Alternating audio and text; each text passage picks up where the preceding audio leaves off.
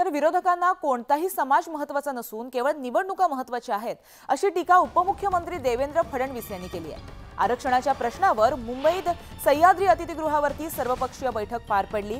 या बैठकीकडे विरोधकांनी मात्र पाठ फिरवली। यावरून फडणवीसांनी विरोधकांवरती निशाणा साधलाय। बैठकीत सकारात्मक चर्चा झाली असून आरक्षणावर मुख्यमंत्री योग्य तो निर्णय घेतील असं सुद्धा यावेळेस देवेंद्र फडणवीस यांनी स्पष्ट केलंय।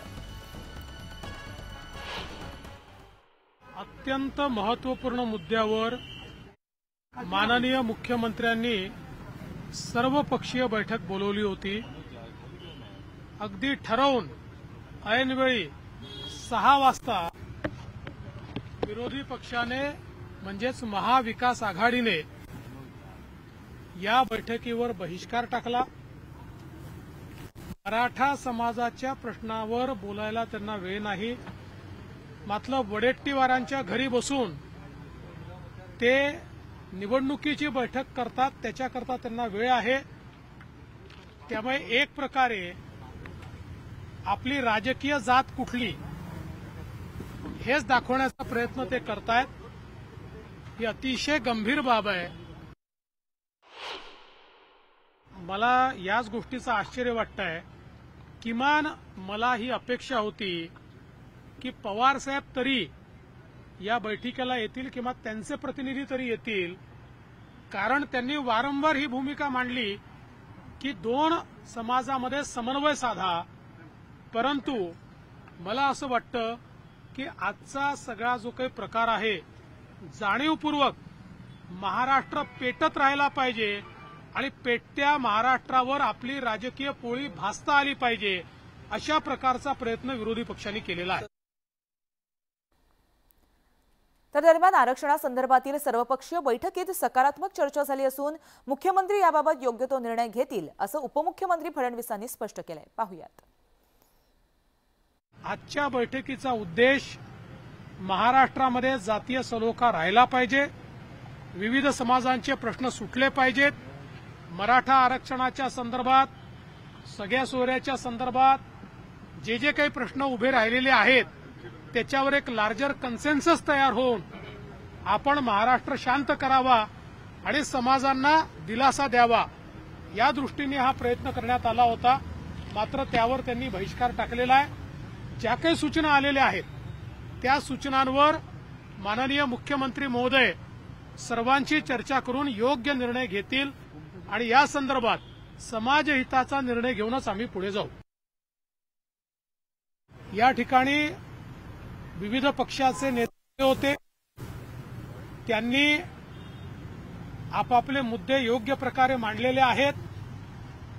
एक लार्जर कन्सेन्सस तयार करण्याचा आमचा प्रयत्न आहे।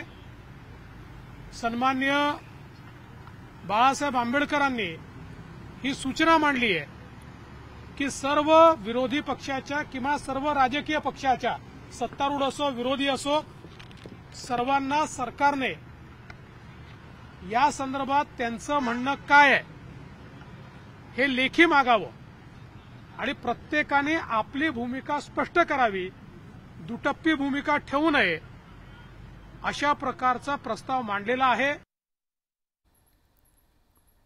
तर मराठा आरक्षणासंदर्भात सह्याद्री अतिथीगृहावरती महत्त्वपूर्ण बैठक पार पडली। या बैठकीमध्ये सगळे सोयऱ्यांबाबत सरकारनं शासन निर्णय काढू नये असा ओबीसी नेत्यांचा सूर पाहायला मिळाला।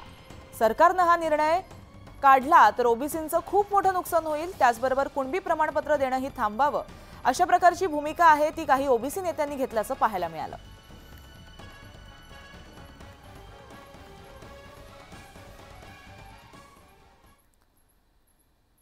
तर आता मनोज जरांगे पाटलांनी पुन्हा एकदा सरकारवरती टीकास्त्र डागलले। लातूरमधील भव्य रॅलीनंतर जरांगेंनी गिरीश महाजन आणि छगन भुजबळ यांच्यावरती टीकास्त्र सोडलंय। गिरीश महाजन यांना जामनेरमधूनच पाडू असा इशारा थेट जरांगेंनी दिलाय, तर छगन भुजबळांवरही जरांगेंनी घणाघाती टीका केली आहे। दुसरीकडे बीडचे पालकमंत्री हे सगळ्यात जास्त जातीयवादी असल्याचा हल्लाबोल देखील यावेळेस जरांगे पाटलांनी केला। आरक्षणाच्या मागणीसाठी बलिदान दिलं त्यांना आपण श्रद्धांजली अर्पण करणार आहोत। गिरीश महाजन साहेब, तुम्ही किती डाव टाका, मी सुद्धा आरक्षणातला त्याच्यातला बाप आहे, मराठ्याचा जातवान क्षत्रिय मराठा। तुम्हाला 3-4 बाऱ्या काय मंत्रीपद मिळालं तर तुम्ही उड्या काय हाणायला लागले? तुमच्या डोक्यात हवा घुसली, मस्ती घुसली त्या मंत्रिपदाची, पण तुम्हाला एक ध्यानात नाही. जामनेर मध्ये 1,36,000 कुणबी मराठ्यांचं मतदान आहे. ते शेवटी मराठे तुमच्या सुद्धा धुऱ्यावर करू शकतो आम्ही. माया मराठ्यांचं वाटोळं करायला जे जाईल त्याचा कार्यक्रम मी 100% लावणार म्हणजे लावणार. काय नाही येते छगन भुजबळ तोही तू का म्हशीला पेलेला आहे का काय?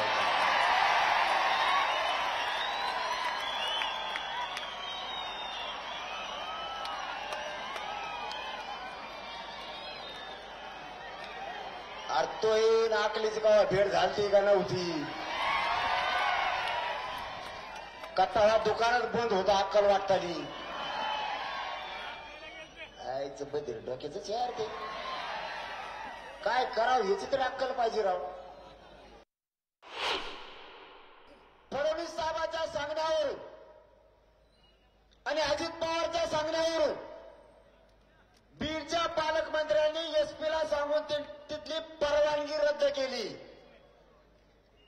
तरीही सांगतो बीडची रॅली शांततेत बीडमध्ये होणार.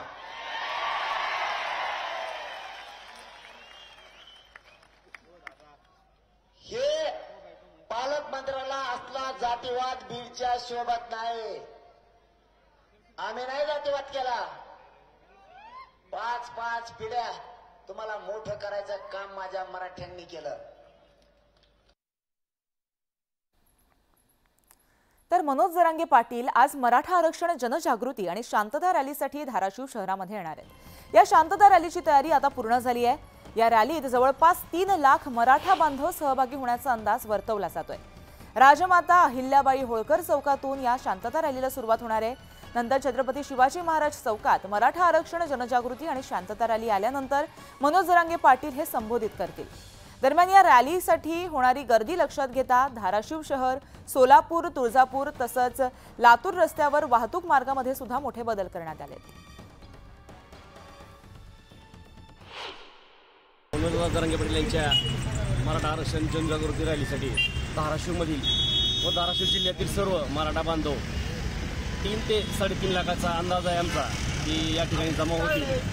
आणि या रॅलीमध्ये 2000 स्वयंसेवकाचं काम करत आहेत. 1000 महिला आहेत सेपरेट त्याच्यामध्ये. त्याच्यानंतर पूर्ण शहरामधून चौकामध्ये महामानवाच्या चौकामध्ये दादांच्या हस्ते त्या समाज बांधवाचा सत्कार होणार आहे. तिथून शांतता रॅली ही छत्रपती शिवाजी महाराजांच्या चौकात येऊन तिची इथं मग या ठिकाणी मार्गदर्शन होणार आहे दादा. तर पुढे एक मोठी